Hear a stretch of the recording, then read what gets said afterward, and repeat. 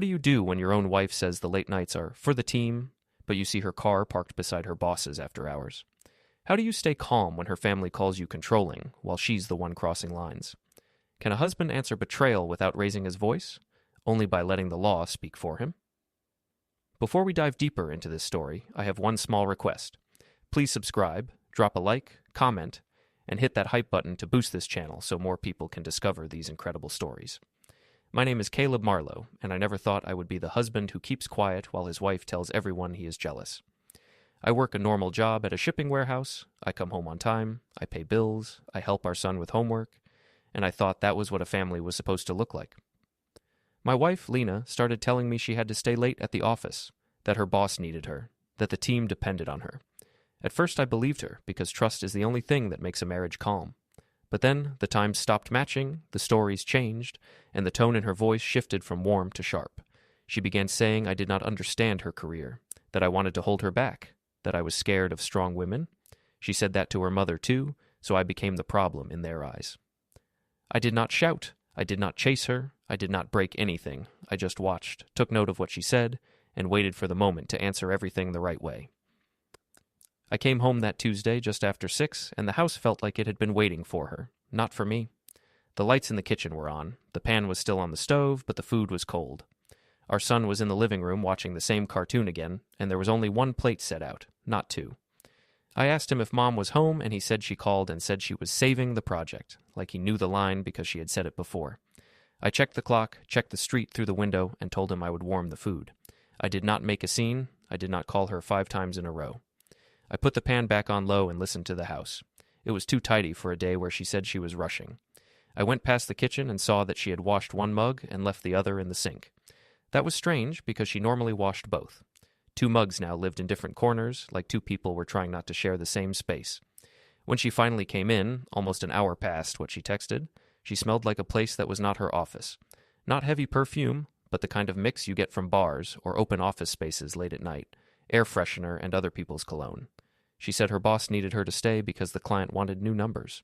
She said the whole team stayed and she could not be the one to leave first. She said it fast, like she had practiced it in the car. I told her dinner was ready and she said she already ate with them. I said nothing, just sat with my son and watched him eat. Later she told me I should be proud she was trusted so much. She hinted I did not understand how things worked in her industry. She said her mother said the same, that men get insecure when women start to grow. I did not argue with her mother when she brought it up. I only asked if late nights would be often. She said only for a while. After she showered, I went upstairs and opened my laptop at the small desk on the landing. I started a simple sheet with dates and times, nothing more, no names, just initials and hours. It looked like normal budget notes if someone passed by. Then I made a small folder on the shelf and wrote household on it so it would look boring if anyone checked. When I heard her coming up the stairs, I minimized the screen. I smelled printer toner from earlier and saw an unsealed envelope in the hall outbox like she had printed something before leaving. I took a photo of the clock in the hallway to mark the time she arrived, but I did it from inside my pocket so it looked like I was checking messages. I went outside later to put trash in the bins and saw her car parked facing the street instead of toward the house, like someone who wanted to leave quickly. I made a note of that too. I was not suspicious in the loud, crazy way. I was suspicious in the neat way. I was building a picture where all the colors would match later. Just as I sat back down in the living room, my phone lit up on the table with an incoming call from private. The sound muted, and at the same time there was a knock at the front door. Soft, but too late for a normal visit. Muted phone lights up as private, while a knock sounds at the front door. I opened the door and found only our neighbor, Mrs. Keene, saying she got a package of ours by mistake. I thanked her, took it, and closed the door. I did not answer the private call. I let it stop. The next day, I left work a little earlier than normal and drove past Lena's building instead of going straight home. I told myself I was being crazy, but I still turned the wheel. Her company has an underground garage, open only with a badge. You cannot see inside, but you can see who goes in right before closing hours. I saw her blue sedan already inside, even though she had texted me she was still in a meeting. A black SUV went in right after. Same model her boss Graham drove when he came to pick her up once for a team retreat. I looked at the time, then I went to my own workplace break room and opened my phone. At 6:18 p.m., her friend Nadia posted a story on social media from a rooftop bar downtown. It showed drinks, the city behind, and Lena in the back, laughing, hair down, not at any office. In the corner of the frame was Graham, talking to someone off camera. The caption said, "Late push with the best team." That was the same hour Lena had told me she was deep in the office with client numbers. When I got home, I did not attack her with the post. I heated food again. When she walked in, a little flushed from the evening, she said the team had to go out to cool off after the long day. She said the boss paid. She said she could not say no because it would look bad. She said companies like people who stay. I told her I understood. She relaxed right away because she thought I was the kind of man who believes everything if it is said confidently. After dinner, I set my phone on the table face down. A reminder popped up. Elm Room, 5:45 p.m. It was a fake name, just a time marker so I could match days and nights later. I dismissed it quickly when she came into the room, like it was nothing. At work the next day, I printed a blank page from the office printer, not because I needed it, but because I wanted to get used to the feeling of taking harmless papers and putting them away. At home that night, I slid the blank page into the household folder so the folder would look used. I also took a small USB and taped it under a thicker taxes folder in the drawer, not locked, just out of sight. I heard her on the phone with her mother in the bedroom. She told her mother I was starting again and misreading normal work stuff. She said I did not get how corporate people network. She said I was checking up on her. I was in the hallway listening without breathing too loud. I did not go in. If I went in, she would say I was spying. If I stayed in the hall, I would know exactly how she planned to tell the story. She was fixing the narrative in advance, making me the jealous husband in case anyone saw her with Graham. Later that evening, when she sat on the couch scrolling, her office chat pinged loud. She turned down the volume fast, but I saw the first line from the manager. "We need to talk about after-hours access tomorrow." She said it was nothing, just scheduling. I nodded like I believed it, but I knew now that even the office was noticing who was staying late together. Manager sends group chat ping about after-hours access for the next day. The weekend came, and Lena said we were invited to a mixed gathering, some of her office people and some partners' friends at a downtown lounge. She said it would be good if I came so people could see she was married, like I was the accessory, not her husband. I said I would come. I wanted to see how she talked about me in front of people who only knew the office version of her.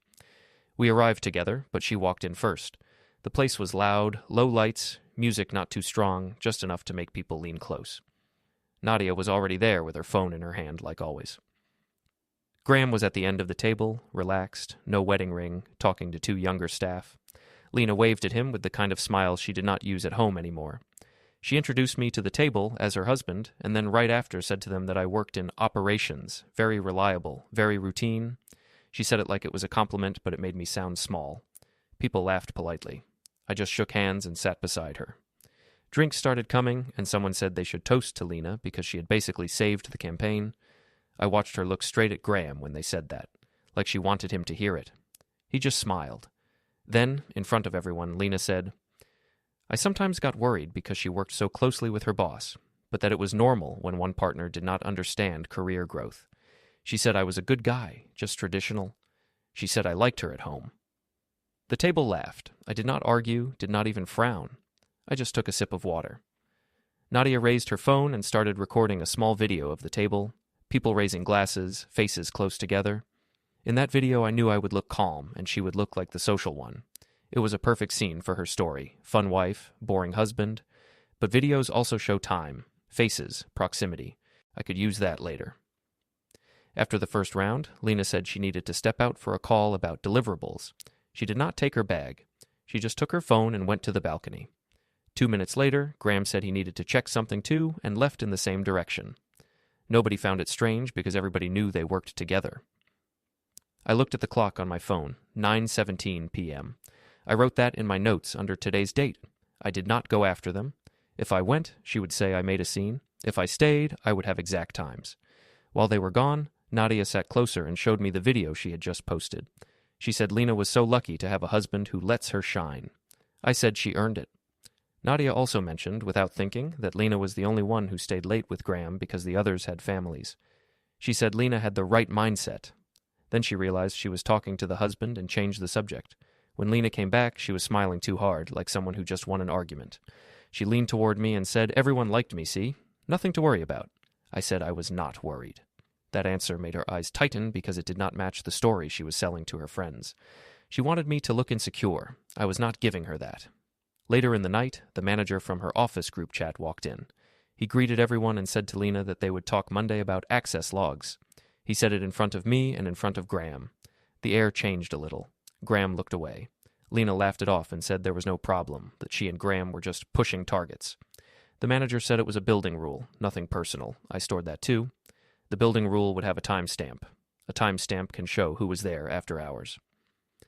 On our way out, Nadia did one more short video, and this time it caught Lena saying I thought she was having an office romance. She said it in a joking tone, but the sentence stayed. People laughed. I smiled again. I knew that if things got ugly, that laugh would not sound so good. We drove home in silence. She was a little drunk, not messy drunk, but bold drunk. She said I should not look so serious at events because it made her look controlled. She said her mother was right. I needed to loosen up if I wanted to be with a woman who was going places.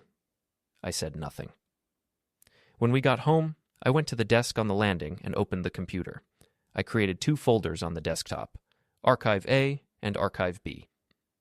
I did not put anything heavy there yet, only a text file with a date and the word lounge. I wanted a clean place to put things when I was ready. I also took a red pen and circled a date on the wall planner in the hallway. I did not label it. I just circled it so it would look like a normal household reminder. If someone asked, I could say it was for car maintenance. She came up the stairs and saw me at the computer. I minimized the screen. She asked why I was working so late.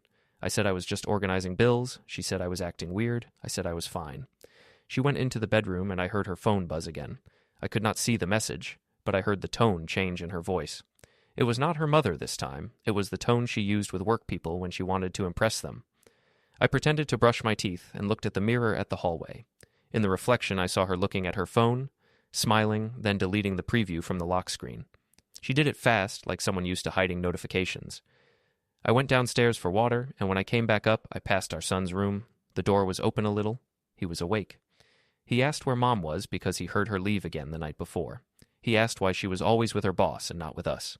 He said it like a simple question, not angry, just confused.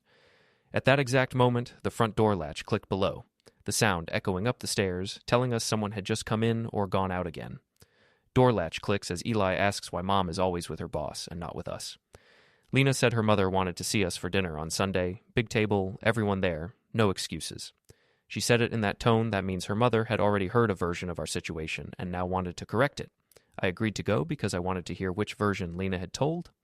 We met at a family restaurant with long wooden tables, kids' menus, loud music. Mara was already sitting straight, jacket on the back of the chair like a judge. As soon as we sat, she asked Lena how work was going and if the big project was finally done. Lena said it was, but that it took longer because some people at home do not understand what it takes. She did not look at me, but the table did. I just poured water. Mara said a husband should support a wife who is doing something important. I said, I support her. Mara said support is not checking where she is all the time. I said I do not check, I just notice when times do not match. Lena jumped on that and said I often misread things, that I showed up at her office building once instead of trusting her. I let them talk. I did not tell them I only drove past. I did not go in. If I said that, it would sound like defense. I wanted them to talk themselves taller, because the taller the story, the harder it falls when facts land. Halfway through dinner, while the food was still coming, Lena's phone buzzed on the table. She flipped it over fast, but I saw the name Graham for half a second. She said it was work, nothing big. She excused herself from the table to answer outside. Mara looked at me like I should be ashamed. She said a man should not make a woman feel guilty for doing her job. I said a married woman should not need so much private time with her boss at night and on weekends. I said it calmly. Mara's mouth tightened. She said I was trying to control movement. I said no, I was trying to keep the family together. At that point, our son asked, too loud, why Mom always had to go call the office man when we ate. The whole table went quiet. Even Mara had to look at him instead of me. Lena came back in and smiled big, like nothing happened. She said the boss was just checking in. She said good managers were rare. She said she was lucky. I filed that under admiration used as cover. After dinner, we walked to the parking lot. Jonas called me then. I stepped aside. He said he had been near Lena's office the other night helping a friend, and he saw Lena's car parked next to a black SUV at 10 p.m. He said he did not want to start trouble, but he thought I should know. I thanked him and said I was handling it. I did not tell him about the folders, the reminders, the red circled date. Those were for later. On the way home, Lena said I embarrassed her mother. She said I made it seem like she was cheating. She said even her coworkers knew I was insecure. That was the first time she said coworkers talked about me. That meant she had been telling them I was a problem. I only said that people who were not doing anything wrong did not need to hide their screens so fast. She said I watched too much. I said she went out too much. When we got home, she said she had to go back to the office to pick up something she forgot. It was already dark. I said nothing. I just watched her grab her keys. On the key ring, I saw one key I had not seen before, small and silver, with a plastic top, not from our house.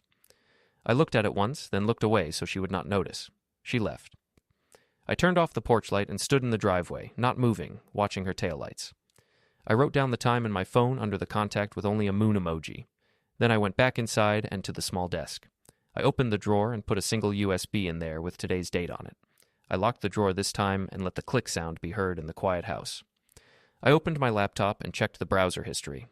Earlier that day I had looked up storage options, delivery tracking, and notary near me.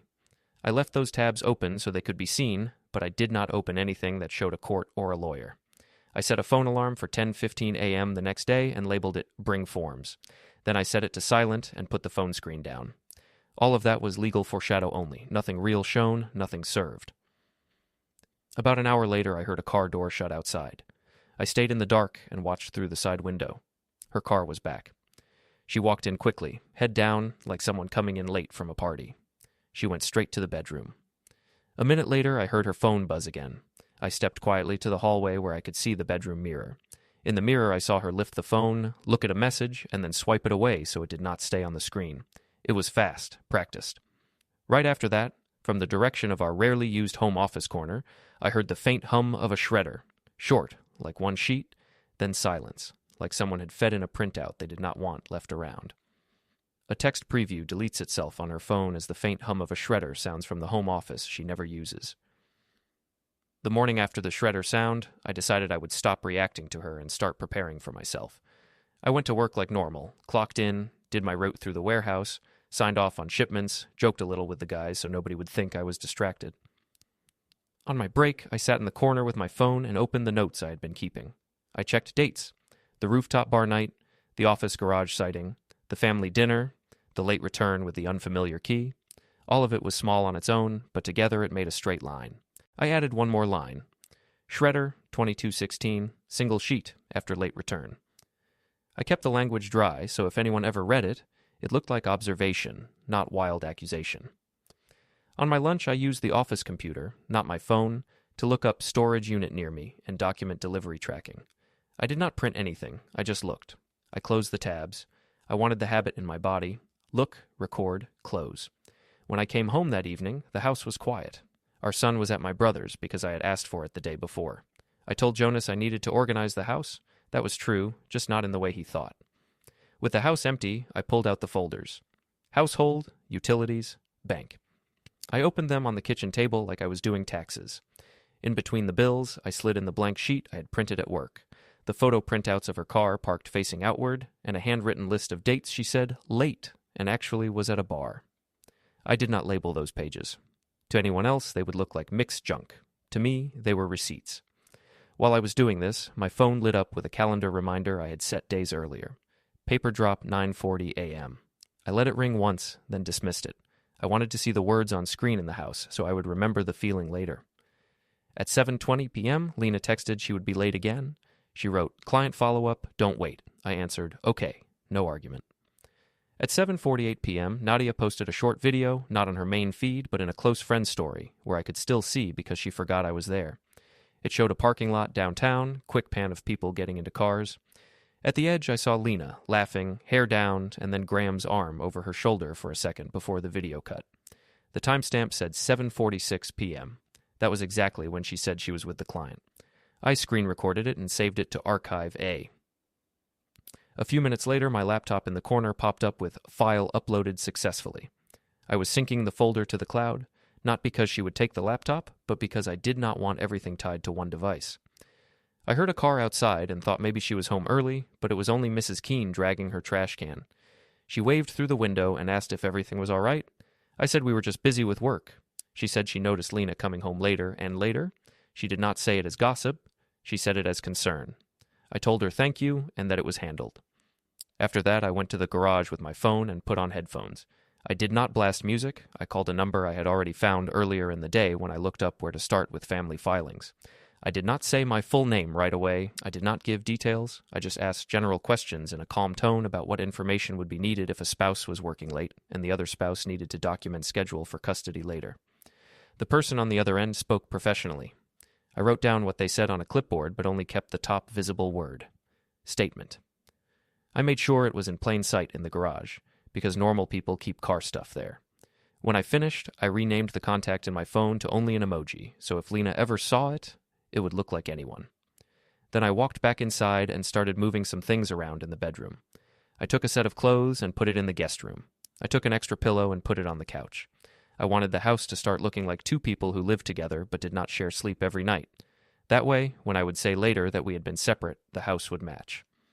At around 9, Lena finally came home. She was not drunk, she was lit up from attention. She said they had to celebrate because the manager had dropped the after-hours access thing and said it was all good now. She said she told them her husband got nervous sometimes and they laughed. I asked her why she told them I got nervous.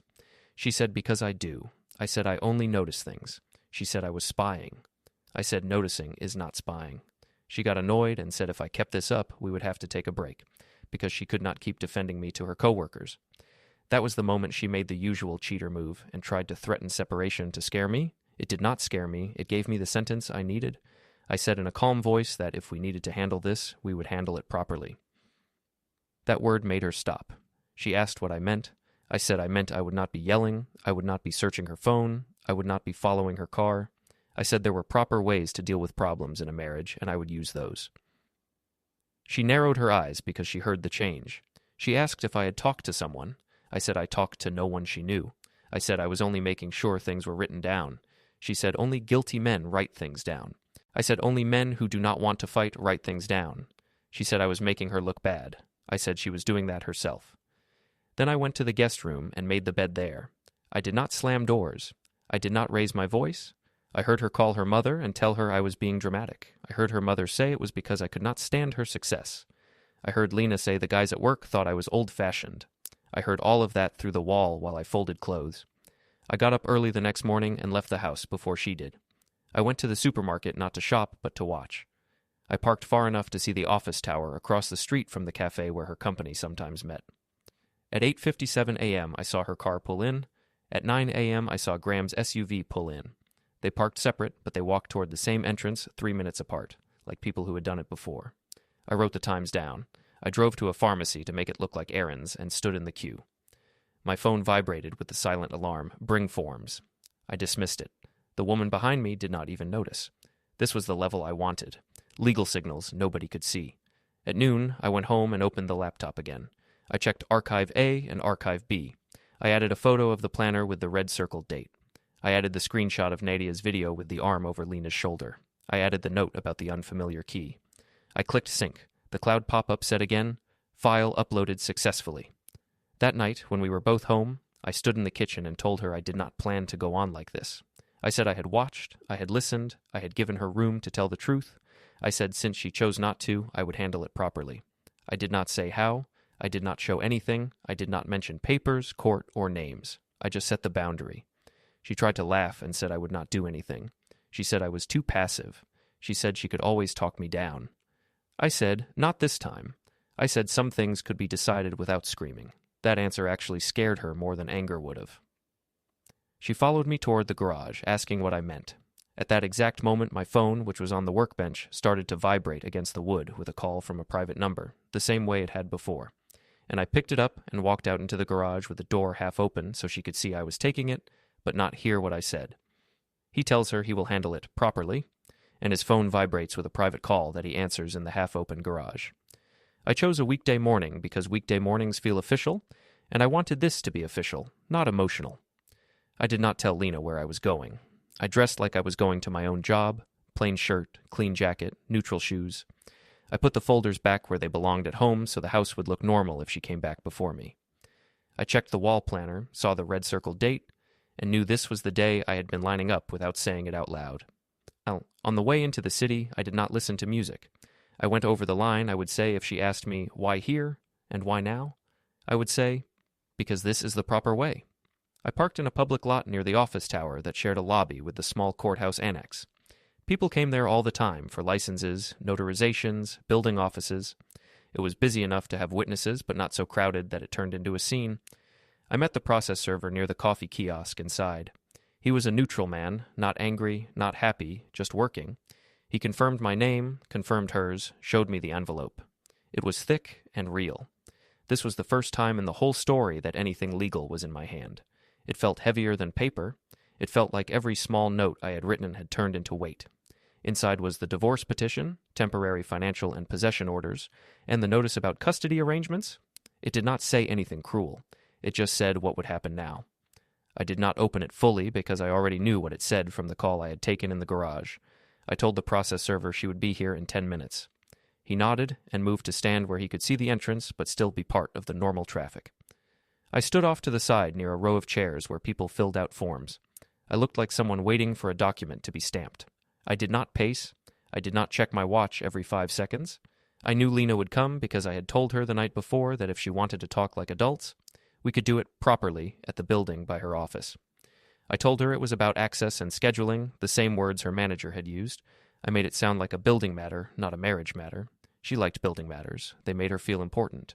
Outside the glass doors, I saw her car pull up, the same blue sedan I had photographed so many times. She stepped out dressed for work, hair straight, heels, blazer, the version of her that loved being seen.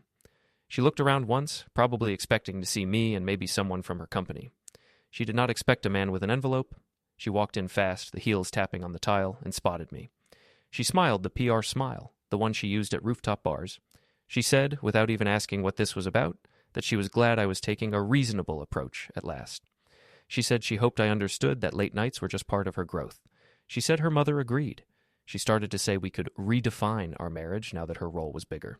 She talked too much because she thought we were still inside her story. I let her finish her sentence. Then I looked toward the process server and gave the smallest nod.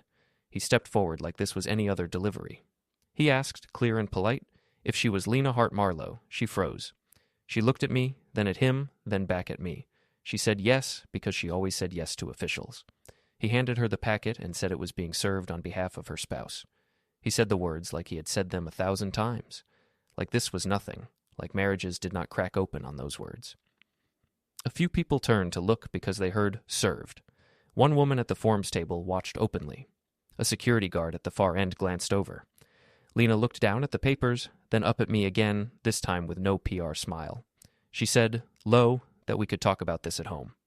I said, still calm, that this was me talking. I said I told her I would handle it properly. I said the documents had temporary orders for finances and possession, so nothing would be taken or hidden.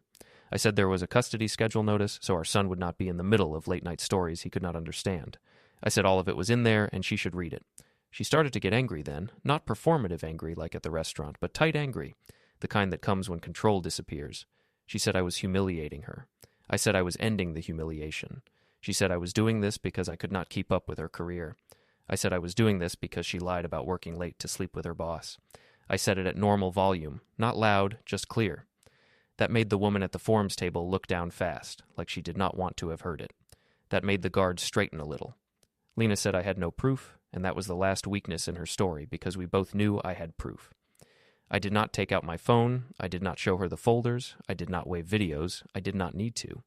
Those were already described in the documentation that had just been put in her hands.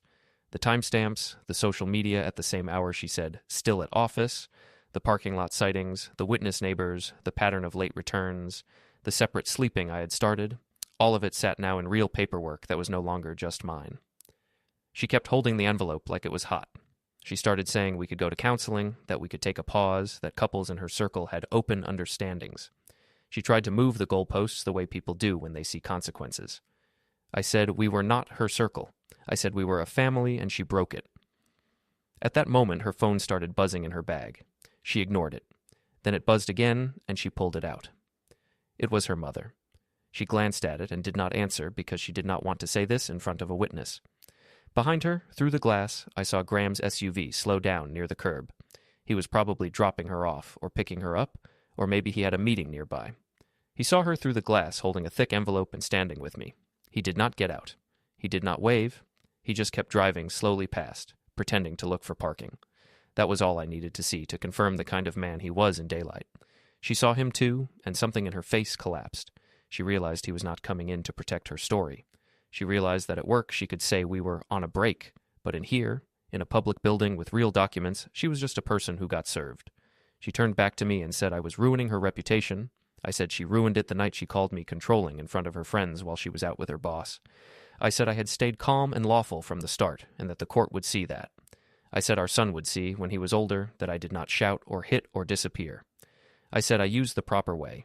Her eyes were wet now, but not from pain, from anger. She said I would not win. I said there was nothing to win, only to end. I said the papers also covered temporary possession, so she could not move things or change accounts before the first hearing. I said everything was in dates and times, not feelings. I said she could read it or have someone read it to her. I did not say lawyer. I did not have to. She looked around and saw people watching, and suddenly the public part mattered to her. She said we should step outside. I said we were already in a public place, and that was the point. She said this was low. I said this was legal. Her phone buzzed again. This time she answered and walked a step away, turning her back to me, speaking fast to her mother, saying I had blindsided her, saying I was making her look like she cheated. I let her talk. I looked at the process server and nodded thanks. He left. I did not stay to argue. I did not stay to comfort. I did not stay to listen to her rebuild the story. I turned toward the exit, past the chairs, past the woman filling out forms, past the guard. I heard Lena's voice rise behind me, saying we could fix it, we could talk, we could set new rules. I did not answer because there was nothing left to negotiate. The lawful action had landed. The humiliation she put on me in lounges, restaurants, and family tables was now standing in her own hands. In the shape of papers she could not laugh away. I pushed open the glass door to the outside light and walked out. Service of divorce petition with temporary orders in a public lobby, impact lands, story ends.